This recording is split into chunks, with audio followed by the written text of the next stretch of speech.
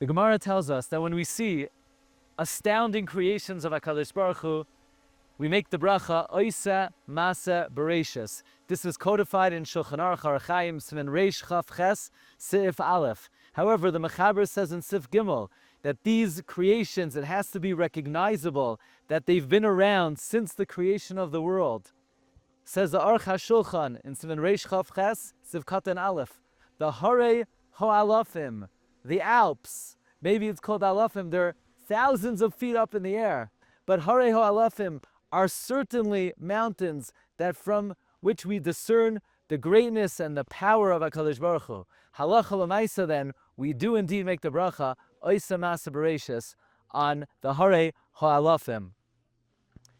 And in fact, Reb Shmuel Halevi Vosner, when he visited Schweiz, when he came to Switzerland, he too made the bracha Oisa Masa Bereshis on the Alps.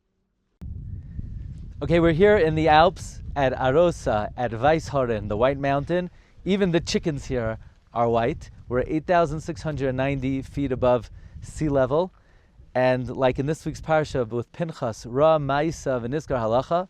So we're here, we're literally above the clouds. And it reminds us, the Gemara in Tainus on Testament Beis, we have Machlokes, Rabbi Lezer and Rabbi Yeshua, where our water comes from. Rabbi Yeshua says the water comes from Mayim Ha'elyonim. Rabbi Lezer says no. Kol ha'olam kulay miyam ukiyanos hu shaisa. The whole world drinks from the Atlantic. So Rabbi Yeshua says, but the Atlantic Ocean has salty water. So Rabbi Lezer said back, no. Mamtakim heim ba'oven. They're sweetened in the clouds. The clouds are machines of HaKadosh Baruch Hu that sweeten our water. Here we are, we're literally above the clouds. The clouds are Hashem's machines to sweeten our drinking water, because all the salts remain down below, and through the process of evaporation and condensation, only the water rises, and ultimately when the water falls, our water is sweetened. So the clouds are the sweetening machines of HaKadosh Baruch Hu, Marabu Masach Hashem. Chazal teach us, why is Torah compared to water? We know that Torah is compared to water. Hay tzameh l'chulamayim. And throughout Chazal we find many, many reasons why the Torah is compared to water. Just like water brings life to the world, the Torah brings life to the world. Just like water is from one end of the world into the other, the Torah travels from one end of the world to the other. But the Gemara in Tainus says, Lama nimshul divrei Torah lamayim, ma mayim, maniach makam gavaya. Just like water always forsakes the highest point and comes down to the lowest point, so too the Torah always goes down to the most humble. So you see in this panoramic picture, with mountains surrounding the body of water, the water will always be in the lowest point, which illustrates that which Chazal tell us. Just like water always travels from the highest spot to the lowest spot, so too, ein divrei Torah meskaimim ela b'mi shadaitoi namach. The Torah will only be sustained in someone whose mind is lowly. Reb Chaim Volozhiner explains that the more humble a person is, the more room there is in his personality to be the container for divrei Torah. That is why Moshe Rabbeinu, who was Anav Mikal Adam, was also the greatest Chacham Mikal Adam. When one sees the majesty of the Hare Ho'alafim, the majesty of the Alps, one is reminded of the famous story that is attributed to Rav Shamshon Raphael Hirsch. This is not recorded in any of Rav Hirsch's Svarim, but it's brought in the biography of Rav Shamshon Raphael Hirsch of Rav Eliyahu Klugman on page 320, where Rav Hirsch is reputed to have said, upon returning from a visit to the Swiss Alps, now I can answer properly when Hashem asks me in the world of truth, did you see my Alps? But Rav Hirsch writes in collected writings of Rav Samson Raphael Hirsch, the 8th volume, on page 259, I almost believe that all you homebodies will one day have to atone for having stayed indoors. And when you seek entrance to see the marvels of heaven, they will ask you, did you see the marvels of God on earth? Then, ashamed, you will mumble, we missed that opportunity. How different were our rabbis in this respect. How they breathed, felt, thought, and lived in God's marvelous nature. how they wanted to awaken our senses for all that is sublime and beautiful in creation, how they wanted to teach us to fashion a wreath of adoration for God out of the morning's rays and the evening blush, out of the daylight and the night shadows, out of the stars' glimmer and the flowers' scent, out of the roar of the sea and the rumble of the thunder, the flash of the lightning. How they wanted to demonstrate to us that every creature was a preacher of his power, a monitor of our duties. What a divine revelation they made of the book of nature. This was the reaction of Rav Hirsch when beholding not only the marvels of the Harei Ha'alafim, but the simple marvels of nature that surround us day and night. Seeing the Alps is an awe-inspiring experience. It even warrants the making of a bracha.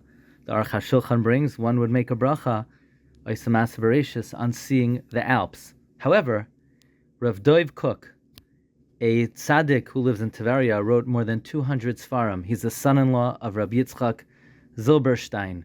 He's then the grandson-in-law of Rabbi Yashiv Zecher Tzaddik Livracha. In his Sefer, Sichos Rav Dov Kook, on page Lamed Aleph, he brings that Rav Avram Yitzchak HaKohen Kook was nispa'el of the beauty of Yerushalayim. But when he saw the Alps, he was not moved.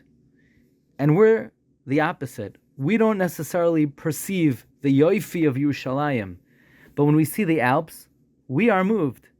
And Rav Dov Kook explained that for Rabbi Avram Yitzchak HaKohen Kook, when he saw beauty, beauty was defined by what the Torah considers beauty. In the Torah, yoifi is only an expression used when referring to Yerushalayim. The Gemara says in Kedushim Mem Tesamad Beis, Asara Kaven Shal Yoifi Yardu La'olam. 10 measures of beauty descended to the world. Tisha Natla Yerushalayim. 9 were taken by Yerushalayim. Ve'echad Kol Ha'olam Kulei. And the rest of the world took 1. Rav Dov Kook interprets that 9 measures of Yoifi are found in Yerushalayim, only 1 in the whole world, which means that the whole world only took the smallest denomination of beauty, which is 1/10, while Yerushalayim took everything, all aspects of the particulars of beauty, except for a little bit. So the Re'iyah, Rav Avram Yitzchak HaKohen Kook, who was on the Madrega of Re'iyah al Pi HaTorah, he saw real beauty. He saw the beauty of Yerushalayim, and therefore he was not moved by the beauty of the Alps, which pales in comparison to the real beauty of Yerushalayim. But for the rest of the world, who are missing that type of vision, they only see the beauty, the elementary beauty of the Alps, and they can't appreciate the beauty of Yerushalayim. This actually sheds light on a story which is told about the Brisker Rav, that when the Brisker Rav went to Switzerland, he would not look at the Swiss Alps. However, it's very difficult to accept this story. What's interesting is that Rav Mordechai Kamenetsky, when he visited his relative, Rav Shlomo Wolbe, he mentioned to Rav Wolbe, in his meeting with Rav Wolbe, that they say about the Brisker Rav, that the Brisker Rav said that when Mashiach comes, the Swiss Alps will be uprooted and transplanted to Eretz Yisrael. Now, Rav Wolbe was a man of great equanimity, but when he heard these comments, he rose to full height, and he shook, and he says, "No, it can't be. Der Brisker Rav, hat das kein Mal nicht gesagt." The Brisker Rav never said that. Rav Wolbe continued, "There are no mountains as beautiful as the ones in Tzfas. There are no lakes as beautiful as Yam Kinneret, and there is no city that sparkles Yerushalayim. Mashiach does not have to bring anything. Everything is already in Yerushalayim." Based on the story said by Rav Dov Kook, we understand that nothing has to be moved to Yerushalayim. It's just a matter of the proper vision. But what's interesting to me is that in the official biography of the Brisker Rav, Harav Mi Brisk, Chelek Gimel, by Reb Shimon Yosef Meller, he writes on page 381 that the Brisker Rav was asked, how should one be moved by seeing the Swiss Alps? And the Brisker Rav said, Das ist die Schönheit von Eretz Yisrael. The beauty, the majesty of the Swiss Alps is the beauty of Eretz Yisrael. Was ist jetzt in Golos in Schweiz, which is now in Golos in Switzerland. Which seems to indicate that although the Alps may not be uprooted when Mashiach comes and brought to Eretz Yisrael, but there's a certain element of beauty, so to speak, that went into Golos that's reflected in the beauty of the Swiss Alps. And ultimately, that beauty will one day be detected when we return to Yerushalayim. But this also indicates that the Brisker Rav was not opposed to beholding the beauty of the Swiss Alps. In fact, it's a way of appreciating what the majesty and beauty of Yerushalayim looked like, and the beauty that Yerushalayim actually contains.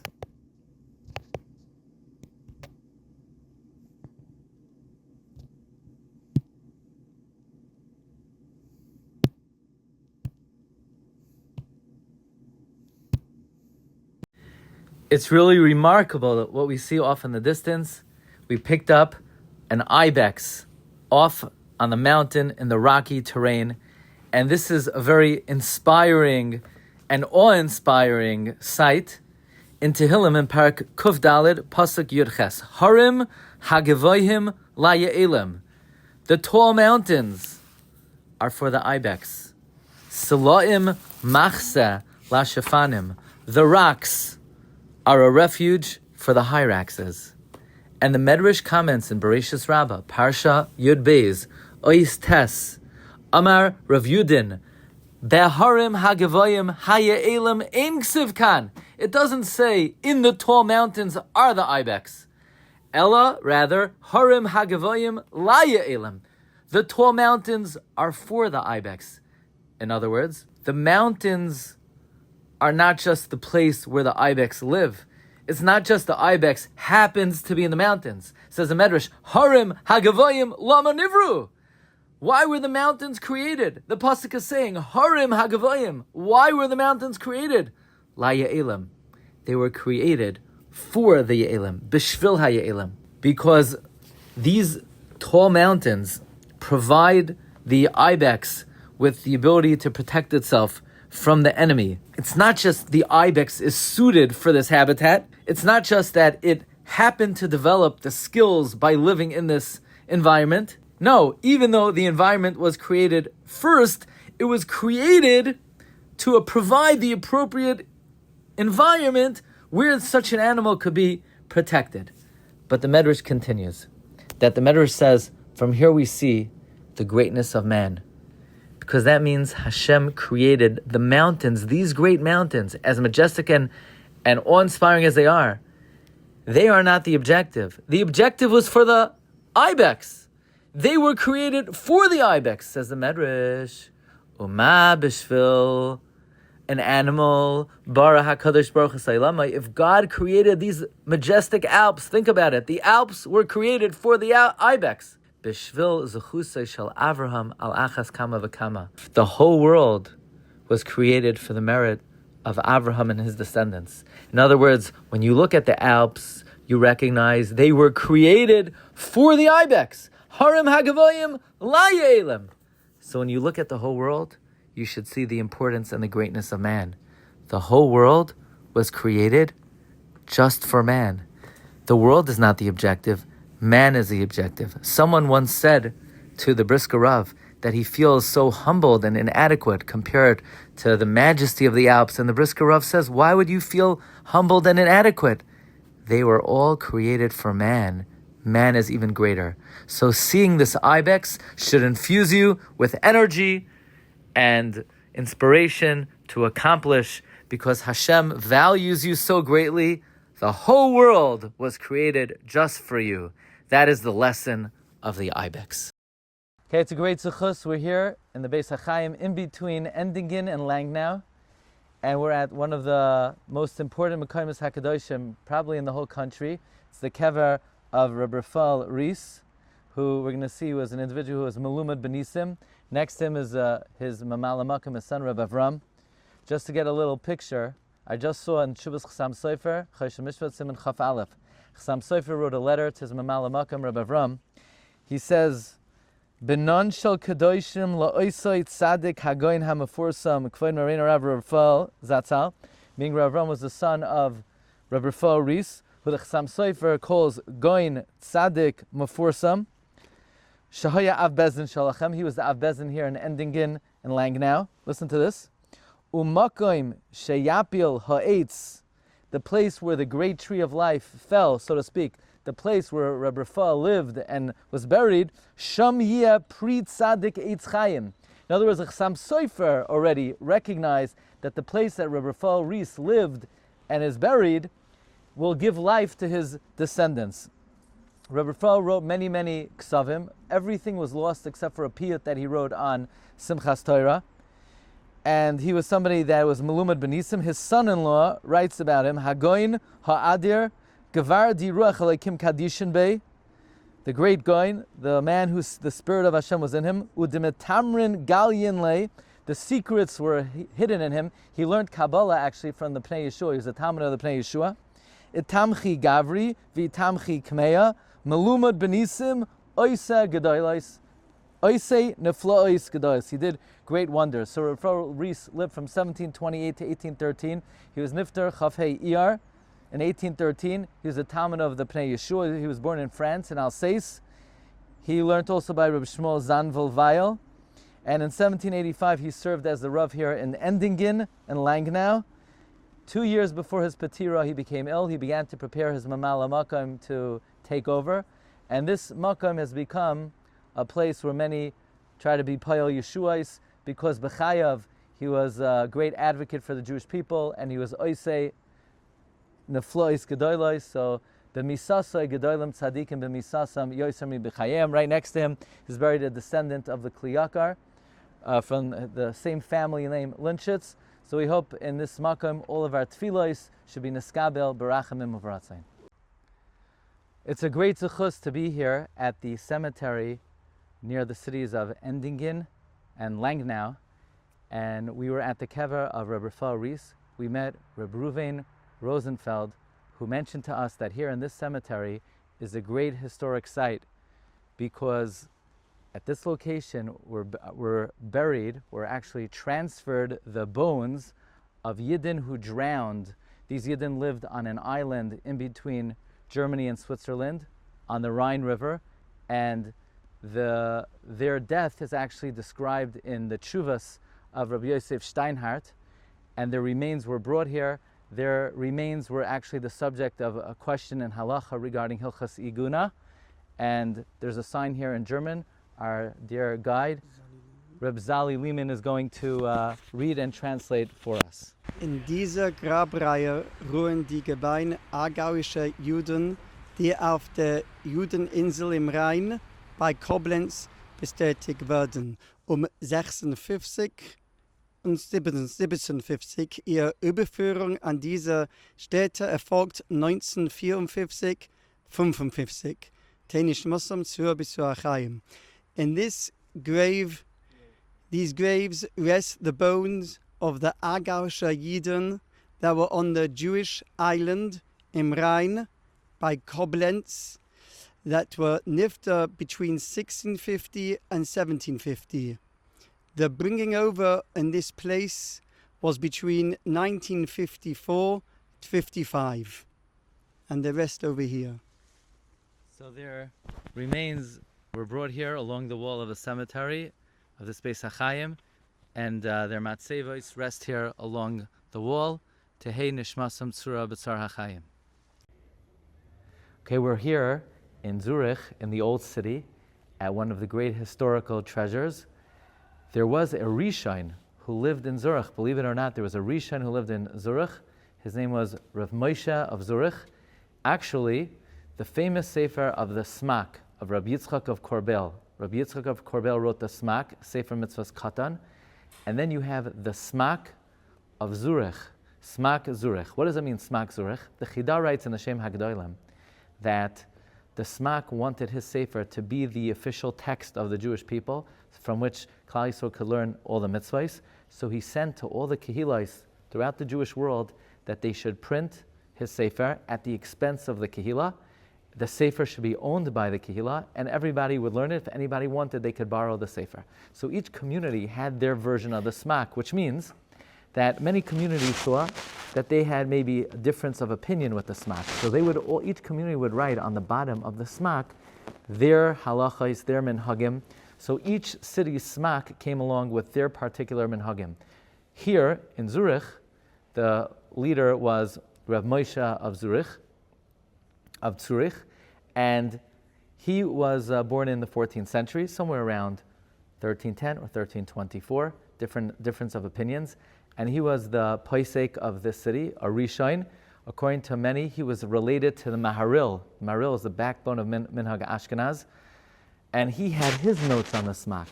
Today's Smak, you could get a version printed with Smak Zurich, which means the Smak of Rav Moshe of Zurich, his Hagois. So just to share, because we're actually at the location of his Beis Medrash.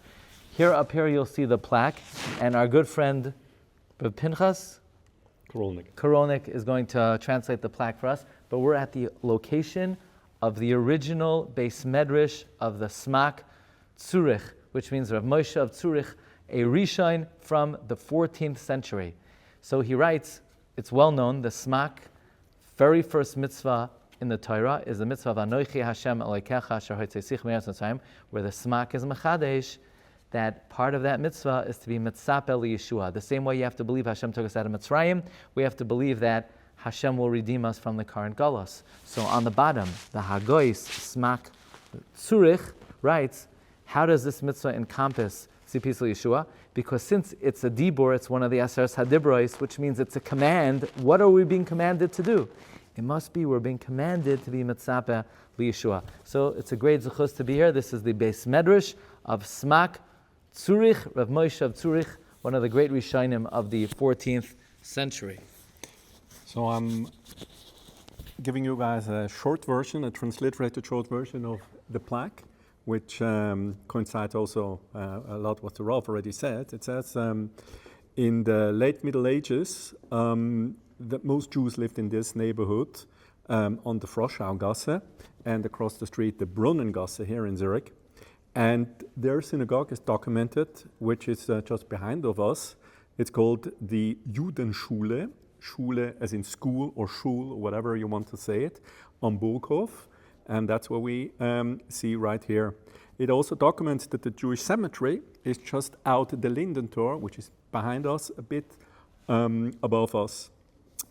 In 1342, the Rabbi Moshe, the so-called Smak of Zurich, has written that it's documented that he has written this extension to the well-known Smak, and the high side of the Jewish community found an end in 1349 when most Jews were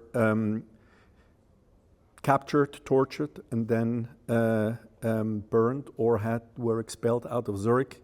That was during the pest and during the accusations of the poisoning of the wells all over Central Europe.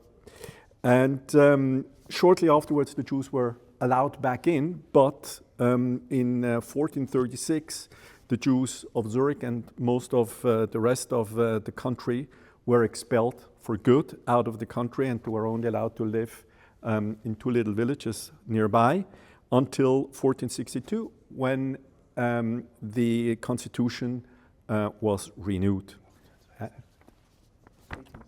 1862 that was. So we were out for a good 450 years, not allowed to live where we are allowed to live now.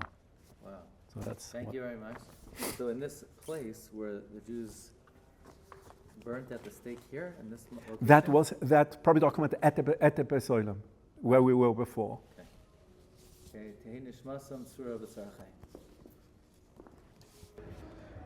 Okay, we're here in the old city of Zurich at Brungasse.